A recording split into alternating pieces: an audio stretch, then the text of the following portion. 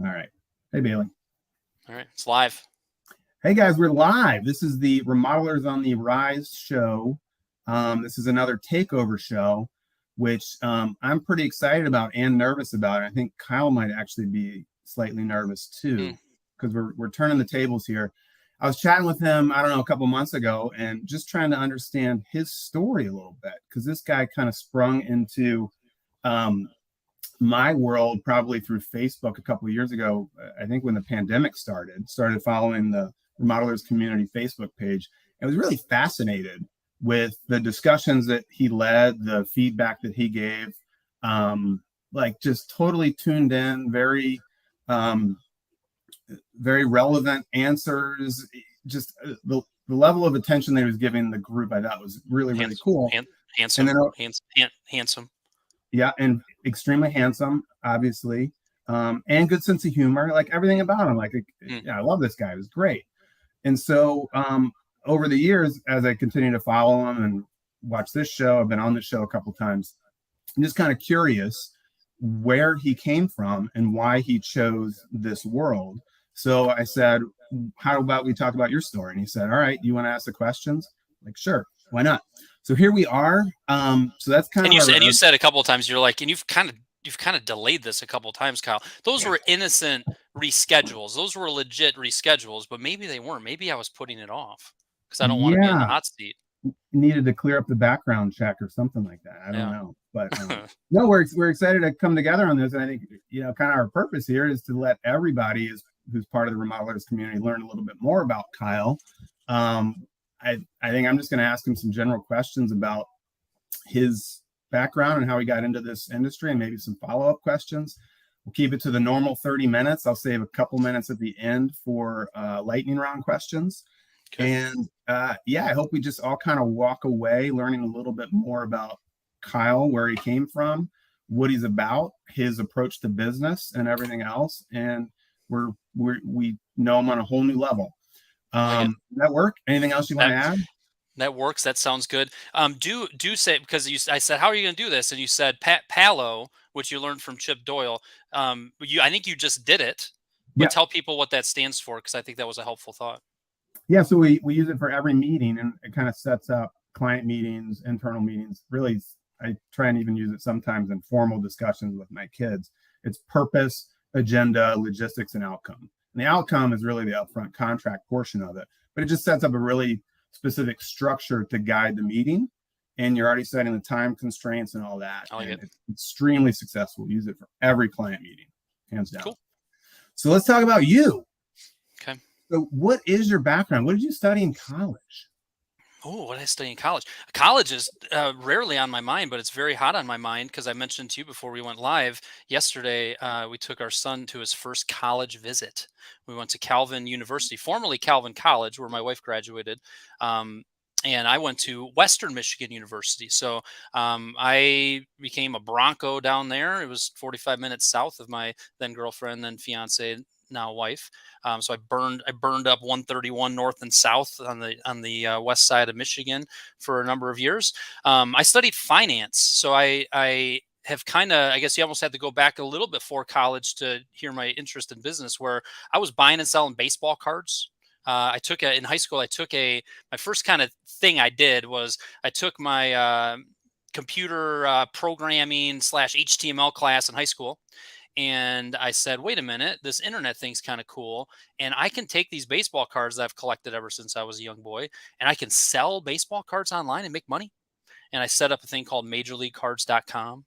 That set me up to do some website hosting, because I needed a host. I did some website hosting stuff, and that kind of got me involved in business. Went to college and I studied finance. I was the advertising manager for our student newspaper. So I had 4 advertising salespeople, and I did the managing of them. That got me involved a little bit on the advertising, the marketing side, and just kind of settled into finance. I've always had an interest in finance and just kind of a general business minor. And that's what I was doing in college. Okay, so you studied tech and finance, but then realized like your purpose in life is to help remodelers. Oh, I didn't know that at that time. But there's the other link to the story is my senior year, being kind of entrepreneurial. So that's a theme probably, I guess, from the starts all the way through, has just always Sure. been entrepreneurial and businessy. Um, there's some that failed, some that were successful, and you can use that in the lightning round. Tell me the quick story about how you failed at a business opportunity. I got a couple of them. You can write that down if you want. But again, you're running the show, so here, see, Well, tell us about that right now. That's not a lightning round. So oh, what businesses failed? I would say, well, the one I'll share the link of how I went from finance and tech to Okay. remodeling, and I'll share the quick business failure. This one's kind of yucky. September 11th happened, and I'm like, people are buying American flags like crazy. I'm going to buy 30 American flags and flip them on eBay. I still have a bunch of American flags in my garage. That one was kind of ugh. And then I was like, I'm going to college. I'm going to buy a gumball machine. I'm going to put the gumball machine outside my dorm. I'm going to make $8 a week. And then I realized when I was loading it up that it was the nerdiest, stupidest thing in the world. And I decided not to take it. That business didn't even get off before it. I bought it, but then I never took it. So the link from kind of finance and college to the remodeling happened.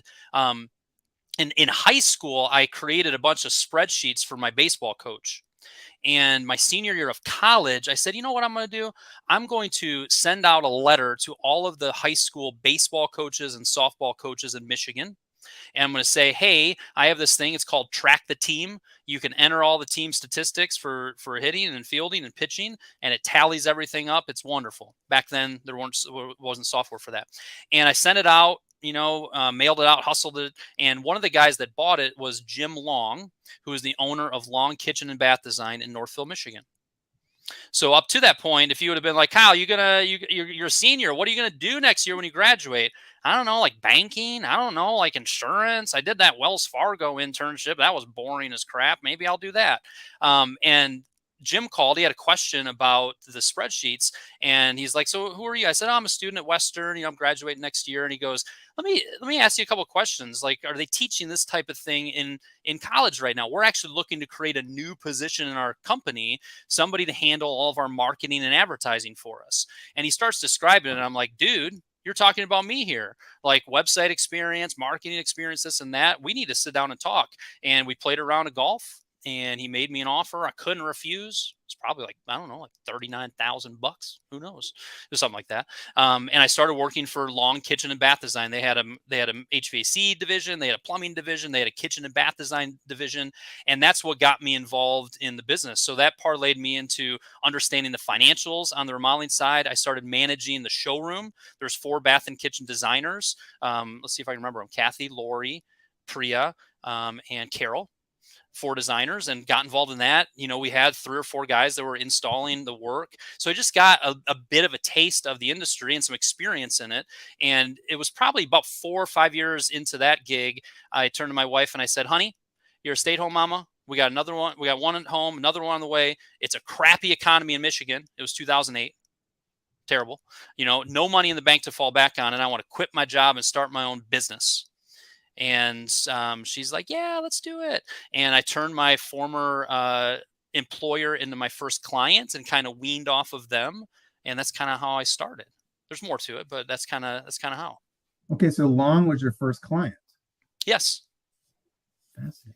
And Yeah. So so in 2008, so you did have kids. yep. So was that a little scary? Yes. Yeah.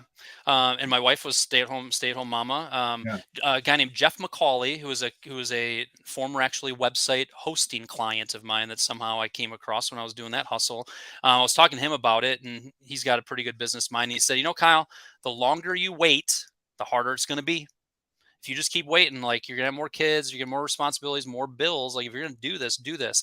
And the other thing that really gave me confidence to do it, and this was the big thing that allowed me to start my business, is I started studying a thing called duct tape marketing. Duct tape marketing, a guy named John Jantz started it, and I implemented that duct tape marketing system at Long's. It's a very proven, practical, simple, effective Mhm. marketing approach. And I became a duct tape marketing coach. So I ponied up like 10 grand, went to the training in Kansas City with John. And that's what really allowed me to kind of have the confidence as a stinking, I don't know, how old was I? 25? like 25-year-old to go into business and say, hey, I'm a market, and I started more focused on marketing. I do marketing work. I've got this book called Duct Tape Marketing. Let's talk. That's kind of how I got the start that I did. And so you were then targeting other remodeling companies as well, kind of throughout Michigan, or? Yeah, I started by kind of saying, hey, I have a proven practical marketing system. Oh, you're a Mhm. CPA? Cool. You're a financial advisor? Awesome. Oh, Yeah. you do auto transmission? Awesome. And then it was shortly after, it was probably 6, 8 months into me starting it up, that I said, I got to take my own medicine here. You can't be all things to all people. I'm going to narrow my focus down and kind of really put my flag in the ground and said, okay, I'm just going to really target remodelers. And I went around to all the different home builder associations around Michigan, and met with the Bay City group, the Lansing group, the Grand Rapids group, picked up a client, picked up a client, picked up 2 clients, and kind of was off and rolling there. Once I started to get a few remodeling clients, I'm like, this is a very wise business decision. Just focus on one type of client and really go deep with them. So then from 2008 to 2022, right? So we got 14 years there. Yeah. So how would you kind of describe the changes in your business over those 14 years? I would say there's how would I describe it? It would very much focused on marketing for the first 4, 5, 6 years. My business was called Remodel Your Marketing. Pretty clever, wasn't it? I like it. Remodeling, It's good. remodel, get it? So I rebranded it, year and a half ago. But so it was very much focused on the marketing side. And as I just started working with more and more remodelers, it kind of just naturally happened. It wasn't necessarily like, ooh, strategically I'm going to do this. But when I'm sitting down with Brett Olexon and Ken Selly and Bill Tanas and Bill Ruff and some of my early clients, I started talking to them about their sales process. Well, time out. Are we tracking our marketing? Time out. What are you doing on the initial phone call? And there's things I already knew related to that, but I started taking the sales process more seriously. And then I'm like, time out. Do you really need to grow? Do you really need to do this? Why aren't you making as much money? Your sales are increased. And I really started digging into the financial side of things. So just year by year, client by client, I just kept opening doors of saying, hey, let's talk about the sales process more. Hey, let's talk about financials. And then doing that over and over and over again, my business really shifted to, probably 5 or 6 years ago, saying, I'm not just a marketer for remodelers. I'm a business coach for remodelers. Like, I know your business inside and out. And, it's to the point now where it's, my main 4 kind of pillars that I do work in is the sales process, financials, and kind of the business strategy, marketing, and leadership. So it's kind of developed into those 4. You didn't hear production in that. That's not really my specialty. You didn't hear estimating in that. That's not really my specialty. It's more on the sales process, financials, marketing, and leadership. Awesome. I'm going to ask you a couple more questions about that, but I just switched over to the comments section. So we do have a couple questions. So do you still have the Gumball Machine? No. It was out in Macon, beautiful Macon, Michigan, where my folks live. But that seemed to not survive many trips. And then this is Steve Gruber. I remember those spreadsheets in high school for Coach Harsh. So this is a high school buddy that must be watching from LinkedIn. Stevie G, your name came up the other day because Piper, our oldest daughter, burned the crap out of her feet, and I said, well, at least it wasn't as bad as when I went to Steve Gruber's house and burnt my back to a crisp. There you go. And I like it's Steve Gruber the second, because you're junior unless it skips a generation, right? I don't know. I believe so. I think if your grandfather was Steve Gruber and you're Steve Gruber, but your dad wasn't, then you're the second instead of a junior. I just learned something new. So we learned something, right? I think that's right. Steve can correct me on that. So you talk about those 4 pillars, and I think what's really fascinating is that you offer a range of products and services, right? Around those 4. So maybe dig into that a little bit, because you have a community. Obviously, you have the Facebook community that's open to everybody, but then you also have professional coaching group. You have individual coaching. You have marketing solutions. You tell me. Yeah. So I think the other, when we talk about how my business has changed in those 14 years, the biggest thing that I probably have focused on over the last 5 or 6 or 7 years is I'm just a big believer in, just keep giving. The more you give, the more help that you give out and not expecting anything in response, is, one, just a really fun way to do business, and two, it really stinking works. Like when you are truly providing value to your ideal client, good things will happen. So, over the last 5 or 6 years, I guess when you think about my business or my offerings, we've got just free stuff. You got Remodelers Community Facebook group, which is probably, I'm just going to say it, it's the stinking best Facebook group for remodelers in the entire world, maybe the universe. So it's just Good. very, very high quality folks, right? Good conversation there. The podcast I did for a number of years, took a little bit of a pause for a couple of years, and have been doing that for the last 2 or 3 years. The podcast is free. If you go to remodelersvault.com, you can download a bunch of different templates and tools for free. So that's really been a huge part of the strategy of my business, is to just really try to give, and serve the industry. And then once people are like, "Hey, that was really helpful. What do you do, Kyle?" That's kind of ebbed and flowed and shifted over the years. But what I'm currently doing is, there is one-on-one coaching. Somebody will come to me and say, "Okay, I'm hearing this podcast. You're talking about financials. I'm feeling like you're talking directly to me. I don't have my job costing in place.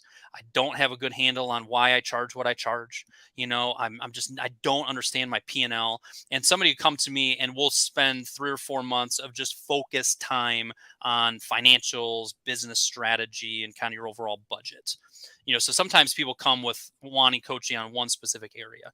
So I do a lot of that where, it's a 3 or 4 month engagement, and you go from being really fuzzy and confused by it to being really confident and clear with it. So one-on-one coaching is still a big part of my business. It's one of those things where I'm at a little bit of a crossroads on things of like, do I want, to have some mini me's to do additional coaching? There's only so much capacity that I have. And if I just keep taking more and more one-on-one coaching, it really limits my ability to do other things, let alone just work-life balance, which is extremely important to me. So the one-on-one coaching is still a good chunk of my business, and it's something I love doing. My wife likes to remind me that, Kyle, I know that these groups, and when you're able to leverage your time by having, a group of remodelers together, I know that's smart business. But just so you know, when you come home fired up over the years and telling me about impact you're making and how you're helping people, most of the time it comes through one-on-one coaching, because you really get to know them and their business. So there's a little bit of tension there, and good tension there, of how I want to approach my business and what I enjoy doing. So we've got the one-on-one coaching. We've got something new this year called the VIP Club. There's 30 remodelers that are part of that. We're doing 2 in-person meetings during the year. We did one in May. We're doing another one in October. The May one was a blast. And what that is kind of around the pillars. So the first quarter, we had training and education and teaching around the sales process. The second quarter, financials. Third quarter coming up is on marketing, and the fourth quarter is on leadership. There's a lot of masterminding going on between the members. They're able to bring some of their employees in for training as well. So that's been going really well. So that's kind of a new area of my business that kind of came out of trying a bunch of different things over the years. I have courses that I do, kind of standalone courses that people can buy recordings of to help them learn how to charge for project design and development, etc. And then I have Remodelers Autopilot, which is just a stinking, really awesome, cool way to stay in touch with your previous clients. Staples has the easy button, where you push the easy button. The Remodelers Autopilot allows you to easily stay in touch with your previous clients via email, via social media. And I've got that going. So I think that's kind of how my business is structured these days. That's awesome. That's a lot. It's a lot. Is it clear? Is it clear? Because when you ask the question, you're like, I don't know. There's a lot going on. Is it more clear? Is it more clear now? Oh yeah, absolutely. Okay. No, I think it makes sense. I mean, you're more or less. I mean, I don't want to say you're a one-man show, because obviously Bailey is the one that's making it all happen behind the scenes. But yeah, I mean, you're doing the coaching. And you're running the mastermind groups and the VIP club. And I want to dig back. I want to go backwards in a little bit, but I'm curious about the coaching. So how often, and is it the same for everybody? How often do you have your coaching calls? Is it weekly, bi-weekly, monthly? Yeah, it varies. I have a decent number of clients who have just been clients for years. Some of those folks, I just got off the call with Rob Bartashevitz with Bailey Construction. We meet once a month. but Rob's been a client for years and years. We've got a lot of good stuff in place. It's just a little bit more kind of maintenance coaching, if you will. When I'm meeting with a new client and we're starting to go through financials or sales process, a lot of times that'll be 3 meetings during the course of a month.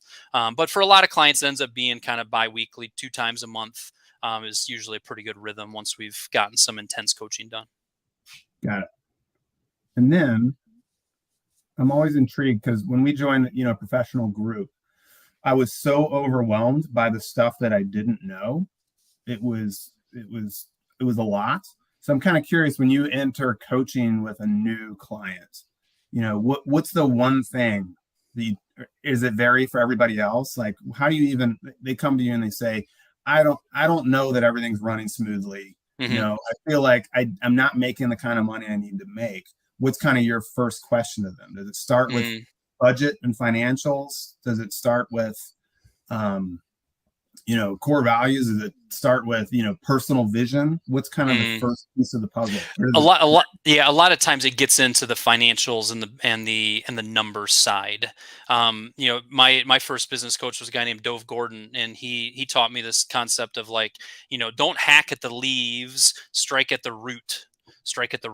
And a lot of remodelers' root problems is not necessarily their personal vision, is not necessarily their core values, is not necessarily they need to tweak their sales process. It's that their numbers are a mess and they don't understand them, and that has a ripple effect throughout the business. And so a lot of times people are coming to me because a lot of people aren't coming to me going, I'm just making so much money, Kyle, I need help figuring out what to do with it. Like, I feel so guilty making so much. It's usually not that. It's usually I'm working my butt off and it's just not going as smoothly, and I'm not seeing the financial. I don't have they're stressed about their numbers. So a lot of times it's that. So in my case, I've got a nice process that I walk people through where I get them to fill and give me insight into all the different areas of their business. And then, just based on my experience and based on also why they reached out and what they want to focus on, I start really picking at that particular area and asking a lot of questions. So the first few calls, a lot of times, is like, look, I'm going to ask you a ton of questions. I got to get to know you. I got to get to know what's going on. And yeah, I'm going to talk about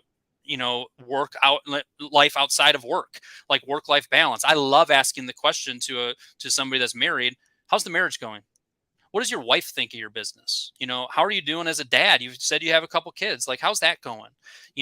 How's just your overall, how are you feeling about the business? So I guess probably my superpower, if that people have told me at least, is, I guess, the ability to connect with people. And that's why I think I love one-on-one coaching well, as I quickly really care about them a lot and feel a lot of responsibility to help them. They're giving me their hard-earned money, and I take that seriously. And I really, really want to help and make change happen. So, the first thing is finding kind of the area and then just asking a bunch of questions, and then using my experience and years of doing this to kind of start to pinpoint some things and to make some action steps to work on. And I think that kind of answers Jim McKenna's question on process. Another Gail Tannenbaum wants to know, how do you do all that and have work-life balance? Well, Gail's asking because Gail might be thinking about being entrepreneurial. Gail, I got your text the other day. I need to respond back to you. It's interesting. My wife today actually, when I called her, she said, "Oh, I was just about to text you." I said, "Oh, what?" And I'm not here to say that my wife does this every day, but I'm sharing the story of today. She's like, "Get out there today. And I know you got a lot on your plate, but kick some butt and have a very productive day, stay focused, and kick butt." The reason she said that is because we were on vacation all day last week. Yesterday, I didn't work because we went to Calvin University for this college visit. So last night when I got home, what did I do? I should have been working and kind of cleaning up and getting ready for the week. But what I did was, I'd mentioned I was a finance major. I just started digging into, what exactly does college cost again? How does it get paid for? How does these sponsorship, so I spent like 2 hours doing that when I should have been working. But, so work life, Sean Van Dyke said this, he's a colleague and buddy that does similar work that I do, and he calls it work-life integration. I think there's something to be said for that, but also I don't think work-life balance is a bad thing. Gail, sometimes I'm kicking butt at it. Other times I'm failing miserably at it. The biggest thing for work-life balance for me is not necessarily that I work too much. I don't necessarily work too much, but instead of having true focused quality time for that 30 minutes with one of my kids, or the 30 minutes with I was going to say one of my wives. I just have one of my kids or my wife, I'm distracted, or I'm kind of responding to emails. So my work-life balance is more like I need to make sure that I'm not kind of sort of working when I shouldn't be. That's where I'm focused at a lot. And I don't know, I don't beat myself up for it. Like, it takes a lot of, if you're going to start your own business, you got to stink and work hard. But I take a decent amount of time off, through the course of the year. So that's how I kind of ebb and flow. It is, I work hard, but I'm not afraid to take some time off as well. Just kind of an answer, Gil. Yeah. And I think kind of feathering into that too, on Facebook, on your personal, we're friends on the personal side of Facebook. So faith is a big part of your life, right? So you have family, you have faith, you have your business, and it seems like they somewhat feather into each other in one way or another. I don't know. Yeah. Do you have any thoughts on that? Yeah. And we can go a little bit long. I know it's 30 minutes, but we can go 5 minutes late. It'll be a fast lightning round. Yeah. Nobody's going to yell at us if we go a little bit late. Yeah. I mean, I'm a pretty strong believing Christian man, and it's a big part of my life. And that's, when she even says, like, how do you balance work-life balance? I mean, I flow into that, not only work-life balance, but the balance of me being as a man of faith and wanting to also volunteer and having friends and extended family. How do you balance all of that? Right. I would love to just sit there and read sometime. Oh, that sounds so lovely and nice. So it's balance.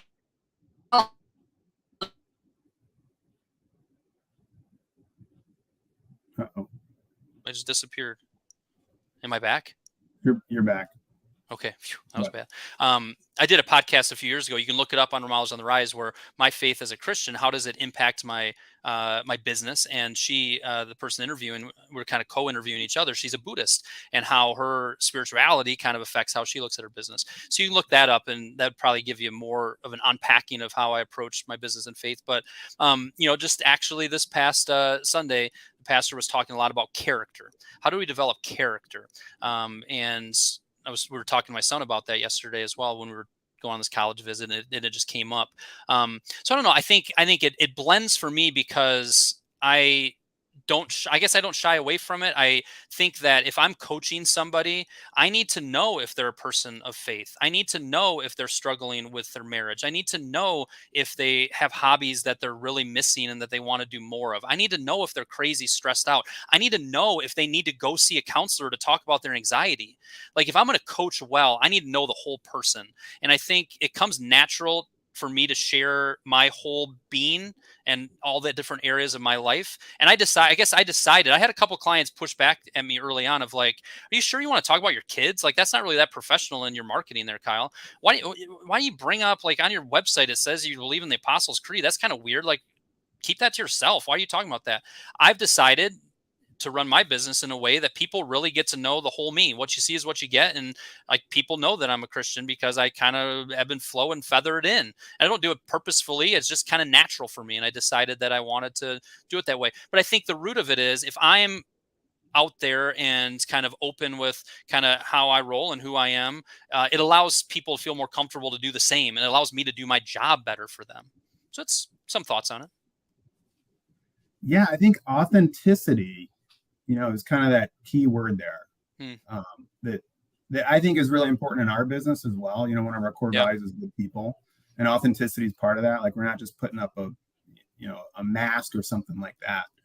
I think it's awesome. I think it's really valuable in small businesses to bring that to the table in one way or another. Whether it's faith or whatever else is part of your being and that you care about, right? And it's really, really important. I think it's pretty cool. But that's kind of one of my big takeaways, is the authenticity of Kyle Hunt, the structure and organization that you bring, and the clarity, I think is really invaluable. And I think in the remodeling world, where there's just so many crazy things going on in day to day, from someone dropping a hammer through a window to understanding your balance sheet, like, they're so far apart, and trying to bring clarity to all those moving pieces is what's really cool. And what I think it's invaluable to have someone like you talking to us on a regular basis. Yeah. Sometimes I step back and I kind of think, it's kind of weird. Like I don't have any. I did the college painting thing for a year. That taught me some stuff, about quoting hours and going over hours and all that fun stuff. But like, I don't have experience swinging the hammer, this or that. I have no skill when it comes to the doing and building side of what everybody does. But I've gone very, very deep, and I know the business and sales and marketing and financial side of the remodeling business as well as anybody. And my biggest concern in my career, and I'm 14 years in, and it hasn't even come close yet, is like, well, what if I get bored just talking about remodeling and talking to remodelers? But the deeper I go in it, and the more clarity I have, and the more help I can offer, the more I'm enjoying it. So it's interesting as even you walked me through, like, where did you start and how did you get here?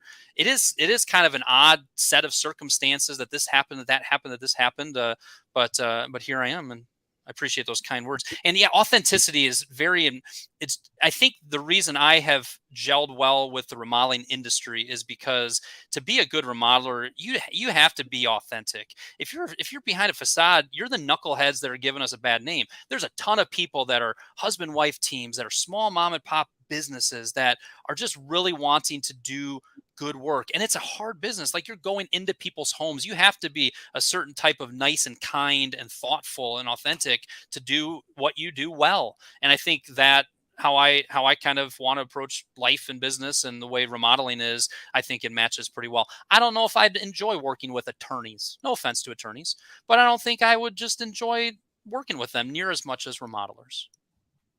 No offense to attorneys out there. Right? Huh? Know, like, and trust. Yes. Yep. Where your authenticity gets you. All right. Well, we're already over, so let's do a quick lightning round here. Okay. So I don't know how I kind of know about this, but for whatever reason, I know that you're a fan of Hamilton. So what's your favorite Hamilton song? What's my favorite Hamilton song? I went deep down that rabbit hole. I'd say it's Lafayette's song. I'm taking this horse by the rein, making red coats red with blood stains, and never going to stop until I make them drop and burn them up and scatter the remains. Watch me engaging them, escaping them, and raging them out. I go to France for more funds. I come back with more guns and ships, and so the balance shifts. I mean, it's a really good musical, people. That's all I'm giving you, though. That was even too much. I can't do it. And yes. It was very. I if you put like a paragraph in front of me and said, Kyle, memorize that paragraph and then read it or recite it back to me, very difficult. You put a song in front of me, however God designed my brain, I remember lyrics very well, and I worked very hard at it. And I read that Hamilton musical. I love that. It's a work of brilliance, and I like American history. It was very cool. And do you like Act 1 or Act 2 better? I mean, that's like, Kyle, which of your children do you like better? I mean, I like different parts of both of them. I don't know. I think Act 1's better. Act 2 gets kind of dark. It does. I like the rap battles, though. Yeah, but I like the rap battles. So we go on a lot of road trips, and so we always count it, like how far we are is how many Hamiltons, because it's like 3 hours to listen to all of Hamilton. So there you go. Oh, it's going to be less than a Hamilton. What's the first CD that you ever bought? I'd say it's Counting Crows, August, and Everything After. I listened to that a lot in high school. So one of my high school buddies just posted on Facebook this morning that he was just listening to that album and how awesome it was. There you go. So that's weird. I've never thought about that album. He's cool. He's cool. He's cool, obviously. That turns out. Do you have a favorite Starbucks drink? What size is a medium? Grande. Yeah, Grande Pike. You want to put anything into it? No. Black. That's what I like. Me too, but I'll get it in a venti cup, and then it's not filled to the brim and doesn't spill all over you. You get a Grande in a venti cup. Change your life. Okay. Occasionally I'll go Americano, but it's pretty much just Pike. Just give it to me straight. And then one last one is, what is the airspeed velocity of an unladen swallow? I don't even know where to start with that. I mean, I was a finance major. I wasn't a mathematics. I wasn't sure if you're a Monty Python fan. No, I'm not. The correct answer is African or European. There you go. Now I know. If I was a Monty Python fan, I would have been like, that was hilarious, and said that. Nailed it. Okay. Well, I hope that this was helpful for everybody. I thought it was really cool. It was fun. You got a couple. Three Hamiltons. Three Hamiltons. Somebody said, great commentary, living authentically versus hiding behind. Somebody said, go longs. I wonder if there might be a long kitchen and bath design person watching this. Mm. Distinction. You have to be a certain kind of nice and kind person to go into people's homes. I would agree with that. Well, I guess we'll close it down. Hopefully, we'll keep the conversation going on Facebook and LinkedIn and all that, because I'm sure people have more questions to kind of crack this nut that is Kyle Hunt. But thanks for doing this, man. I think it's super cool. Thank you, and thank you for interviewing me. It was quirky and different, and it was fun, and you did a fantastic job. Thanks, man. All right, Appreciate it. talk to you all soon. See ya.